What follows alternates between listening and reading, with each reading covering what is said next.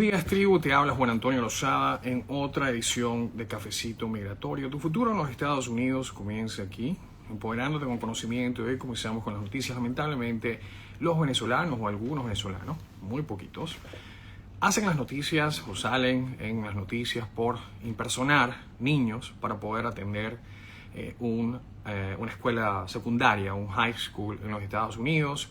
Estos incidentes que lamentablemente se han vuelto algo frecuentes en estados como la Florida, como Nebraska, donde, de nuevo, las autoridades del estado han arrestado, generalmente por razones que desconozco, a por lo menos 4 o 5 ciudadanos venezolanos pretendiendo ser menores de edad para poder enrolarse en la escuela, a pesar de que tienen 22, 23 años. Esto ha generado muchísimo malestar por parte de los distritos escolares, que ahora tienen que revisar con mucho más cuidado los documentos que están siendo proveídos por estas personas. El tema aquí es que estos venezolanos y estas personas que están pretendiendo ser adolescentes para poder estudiar de manera gratuita en algunas de estas high school, no solo están haciendo algo que es ilegal, pero también están empeorando la situación para todos los latinos, para todos los inmigrantes que están en los Estados Unidos,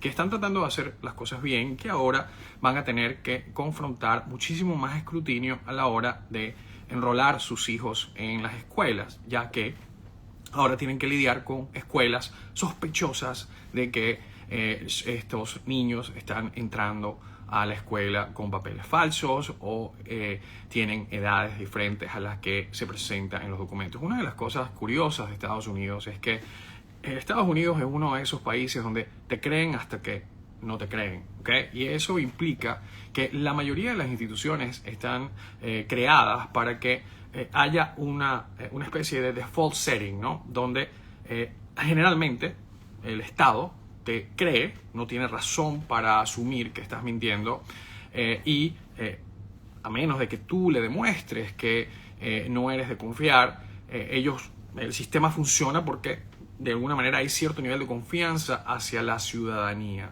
mientras que sigan ocurriendo eventos como este.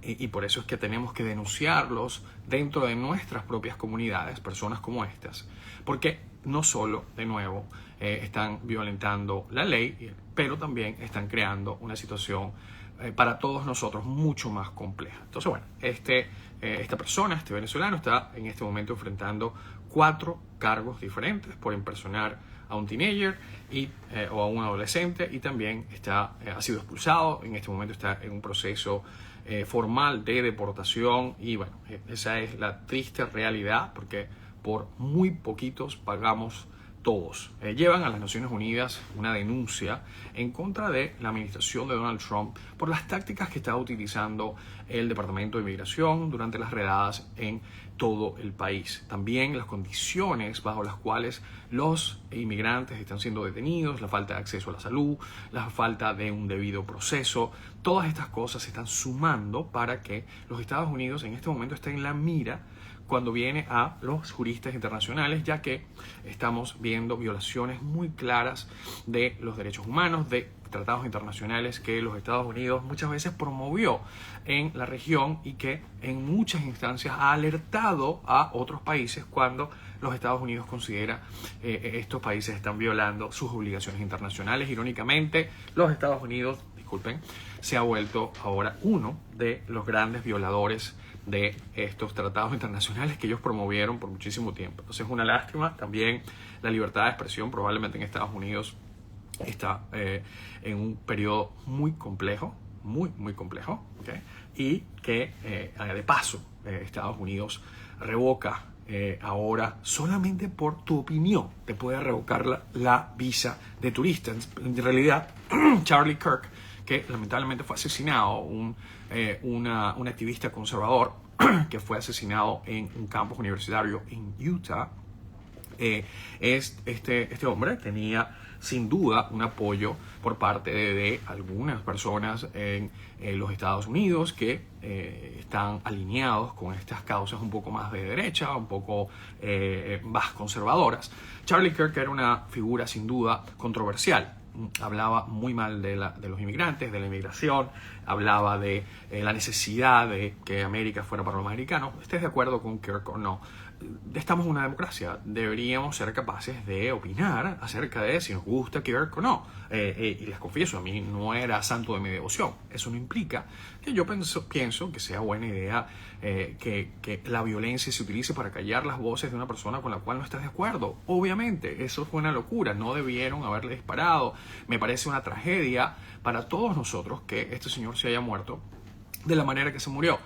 Sin embargo, yo sigo teniendo el derecho para criticar sus ideas, más allá de que yo no promueva una agenda de violencia contra nadie. Entonces, es curioso que los Estados Unidos esté tomando esta postura, está cancelándole visas a las personas que simplemente se atreven a hablar mal de una figura que ni siquiera era parte del gobierno simplemente porque era amigo de Donald Trump. Esto es increíble. Entonces, es un... yo diría, es uno de los síntomas de los tiempos que estamos viviendo. Así que bueno, este es algo que vamos a tener que aprender a sustentar o a gestionar hasta que esta administración, Dios mediante, cambie. Los Ángeles declara estado de emergencia para ofrecer ayuda financiera a las familias afectadas por las redadas migratorias.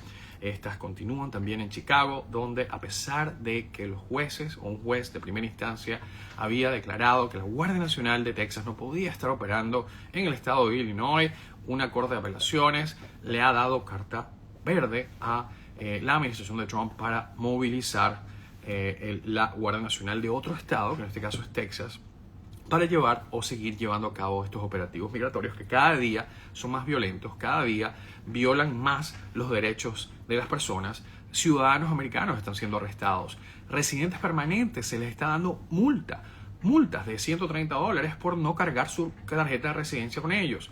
De nuevo, todo el mundo en este momento que no parezca americano, lo que sea que eso significa, está en este momento en peligro de ser arrestado en la calle, a pesar de ser ciudadano americano. Así que ya ser ciudadano americano en los Estados Unidos no es una defensa, no es una protección contra el tratamiento que se le está dando a cualquier persona que no parezca de aquí. ¿Okay? Entonces, muy, muy triste lo que estamos viviendo, pero bueno, hay que seguir para adelante. Me preguntan si tengo permiso de trabajo hasta el 2026, pero solo recibí el recibo de TPS y no la aprobación. Estoy acumulando días sin estatus. Esto es una excelente pregunta. Si tenemos que entender que tener un permiso de trabajo no es el sinónimo de tener un estatus. Tú puedes tener un permiso de trabajo y todavía ser deportable de los Estados Unidos. ¿Ok? Entonces, eso es algo que tenemos que entender.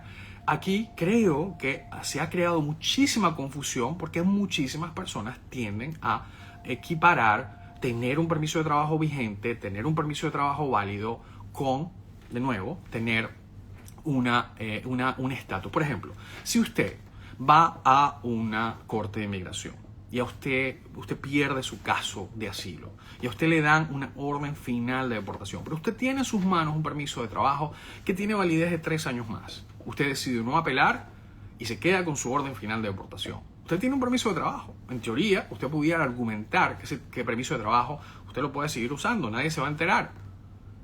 La realidad, sin embargo, es otra. Usted tiene un permiso de trabajo con una fecha que no caduca todavía, pero eso no le da absolutamente ninguna protección en contra de la deportación. Entonces, tenemos que empezar a dejar de confundir tener un permiso de trabajo y un Social Security con tener estatus, porque no son lo mismo. Un caso de asilo pendiente es, de nuevo, no es tener estatus. Un caso de asilo pendiente no te genera estatus. Un caso de TPS, que ya, de nuevo, el TPS no existe, pero que te generó un permiso de trabajo que todavía es válido, no te genera estatus. Y sí, empiezas a contar tiempo fuera de estatus, a menos que tengas un asilo pendiente. Hay también 2 tipos de reloj cuando viene con este reloj, este tema de el estar fuera de estatus. El primer reloj número 1, ¿okay?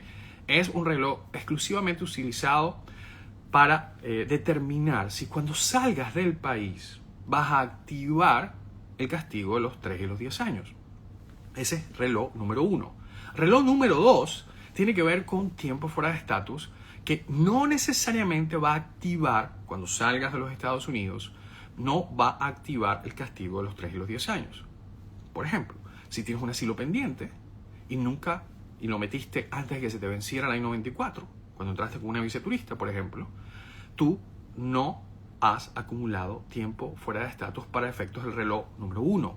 Eso significa que cuando salgas no vas a activar el castigo. Sin embargo, has acumulado tiempo fuera de estatus para el reloj número 2. ¿Y cómo te afecta acumular tiempo fuera de estatus con el reloj número 2? Te afecta en el que cuando trates de cambiar tu estatus, ¿okay? Por ejemplo, te casas con un residente, esto no ocurre cuando te casas con un ciudadano, pero ocurre cuando te casas con un residente, o tratas de obtener una H o una visa de trabajo o una visa de inmigrante como una EB1, una EB2, una EB3, a través de una certificación laboral en algunas instancias. En ese caso vas a tener que salir de los Estados Unidos para recoger tu visa, porque el ajuste de estatus no lo vas a poder hacer por el hecho de que acumulaste este tiempo sin estatus en el reloj número 2. Espero que esto haya sido algo claro, porque genera muchísima confusión. Hay personas, cada caso es diferente. Si tú por lo menos tienes casi estás a punto de que te aprueben, ¿okay? Una I-140, una visa de interés nacional, si ya te aprobaron una certificación laboral y metiste tu I-140 y ya tienes un año y medio o un año esperando a que te aprueben la I-140 después de que te aprobaron la certificación laboral, tú tienes que tener mucho cuidado, porque si tienes un permiso de trabajo por el TPS, a pesar de que algunos venezolanos mantienen ese permiso de trabajo, el hecho de que ya no tengan el estatus de TPS va a impactar la habilidad de esta persona de, sin salir de los Estados Unidos, ¿okay? Sin salir de los Estados Unidos, obtener un ajuste de estatus a través de esa certificación laboral aprobada. Entonces tienes que hablar con un abogado. Cuando empieces un proceso de certificación laboral, cuando empieces una I-140, una visa de interés nacional, tienes que hablar con tu abogado y preguntarle clarito, ¿voy a tener que salir? Especialmente ahora que sabemos que no tenemos la I-512T para poder curar ese tiempo que pasamos fuera de estatus. Ese tiempo fuera de estatus, especialmente el reloj número 2, puede tener ramificaciones importantes para tu habilidad de beneficiarte de una certificación laboral, y es por ende que tienes que tener mucho cuidado a quien escuchas, porque a veces se escucha un consejo más genérico que aplica, por ejemplo, para una persona o muchas personas que tienen asilos pendientes, y resulta que no te aplica a ti. Si tú no tienes TPS y no tienes más nada, sino un permiso de trabajo, y estás esperando que te salga tu residencia y te quedas aquí más de 6 meses, cuando salgas para poder buscarla, vas a activar los castigos y te vas a quedar sin el chivo y sin el mecate. Así que entiendo que esta es una conversación un poco técnica y por eso te insto a que hables con un abogado, hagas estas preguntas, entiendas muy bien cómo quedarte sin estatus impacta todos los remedios migratorios que tienes pendientes. Así que ojo con eso, porque a muchos les está pasando, y creo que muchas veces por falta de información, por confundir una cosa con la otra. Puedes explicar qué se puede hacer en una apelación cuando el asilo ha sido negado. Una apelación generalmente se hace al Board of Immigration Appeals. Ahora, el problema es que cuando tú vas a una corte de inmigración y pierdes tu caso de asilo, en ese instante tienes 30 días, tienes que decirle al juez que reservas tu derecho de apelar, pero además de eso tienes 30 días para enviarle al Board of Immigration Appeals en Virginia, en Falls Church, Virginia, tienes que enviar una copia, una petición de apelación al Board of Immigration Appeals. Si se te pasan esos 30 días y no apelas, ya esa decisión del juez firmando una orden de deportación se vuelve final. Ahora, ¿qué pasa si te quedas con eso? Porque te diste TPS, pasaste 3 años en los Estados Unidos con una orden final de deportación ya y no te preocupabas porque tenías un TPS. ¿Qué es lo que ocurre en esa instancia? Si ahora vas a perder el TPS y ya no tienes nada que te proteja y tienes ya una orden final de deportación, la vía no es ya apelar el fallo del juez. Ahora tienes que comenzar con lo que llamamos nosotros un motion to reopen, una petición de reapertura. Y la petición de reapertura no es una apelación. tienes que hacer esta petición de reapertura con la instancia o la última instancia que adjudicó tu caso. Por ejemplo, si apelaste al Board of Immigration Appeal y perdiste y no apelaste al circuito judicial federal, entonces vas a enviar tu motion to reopen al Board of Immigration Appeals. Si por el contrario no apelaste a la BIA, el Board of Immigration Appeals, vas a apelar con el juez de inmigración que emitió el fallo deportándote y que no entró en vigencia o no se le dio efecto porque en ese momento, por ejemplo, tenías un TPS que te protegía en ese instante de la deportación. Así que, por favor, edúcate muy bien, empodérate con este conocimiento para que no vayas a cometer estos errores. Vas a tener que no apelar, si ya pasaron los 30 días, vas a tener que llenar una petición de reapertura. Una vez que esa petición de reapertura sea abierta, y la única manera que vas a poder reabrir un caso después de que ha pasado un tiempo significativo es alegando que ha habido un cambio significativo de circunstancias en tu país de origen. Esta es una de las únicas instancias que vas a poder reabrir. Para el caso de muchos venezolanos, muchos latinoamericanos, cuyos países han experimentado cambios importantes, casi radicales en los últimos 4 meses. Entonces, en ese caso, tienes un buen chance de poder reabrir. Sin embargo, no puedes esperar para siempre. Si pasa algo, ocurre algo, por ejemplo, pasa una ley que puede hacerte más vulnerable que el ciudadano de tu país promedio y por eso ahora tienes un argumento que no tenías cuando presentaste tu caso, no tienes tiempo ilimitado para reabrir tu caso. Una vez que descubras ese cambio significativo de circunstancias, tienes que tomar acción porque de otra manera pierdes la oportunidad de pedir una reapertura de tu caso. ¿Qué se puede hacer si un abogado cobró $100 por cada integrante de una solicitud de asilo para una familia que entró por frontera? No entiendo muy bien bajo qué circunstancias te cobró $100, si te cobró $100 como una parte del fee que te estaba haciendo, no estoy muy claro. Entonces vas a tener que quizás hacer una cita con un abogado para que le expliques un poquito mejor esto, porque no entiendo muy bien cuál es tu pregunta, no sé qué fue lo que se hizo mal, si es que se hizo algo mal. Entonces sí me gustaría hacerte preguntas adicionales para poder entender exactamente cuál es el problema. ¿Okay? Tengo asilo desde el 2017, permiso hasta el 2030 y un hijo ciudadano. Existe riesgo de viajar en avión dentro del país. Si entraste por frontera, siempre vas a tener un riesgo. Si entraste con una visa, va a depender mucho de tu perfil de riesgo. Tienes que hablar con un abogado para que esta persona evalúe tu perfil de riesgo. Buenas tardes. ¿Cuándo se entra por frontera y te entrega un I-94? ¿Qué significa? Mi esposo no aparece en corte y yo recibí mi I-94 al entrar al aeropuerto. Una persona que entra por frontera generalmente no recibe una I-94. En algunas instancias una I-212, una I-212, pero generalmente no una I-94. En algunas instancias, si esta persona es paroleada, he visto ocasiones donde sí se le ha emitido una I-94, pero esto, por lo menos ha sido en mi experiencia, es la excepción y no la norma. Así que esto es lo que nos permite el tiempo cubrir hoy. Espero que esto haya sido de utilidad. De nuevo, vuelve a escuchar en la parte más técnica de esta presentación. Quizás tome más de una vez para poder entender lo que dije, porque sé que es complejo. Así que estoy aquí. Si tienes preguntas adicionales, por favor, ponlas en la pared y estaré más que contento de explicarlo de nuevo, explicarlo de una manera que quizás sea aún más clara. Cuídense muchísimo. Un gran abrazo. Hasta luego. Chao, chao.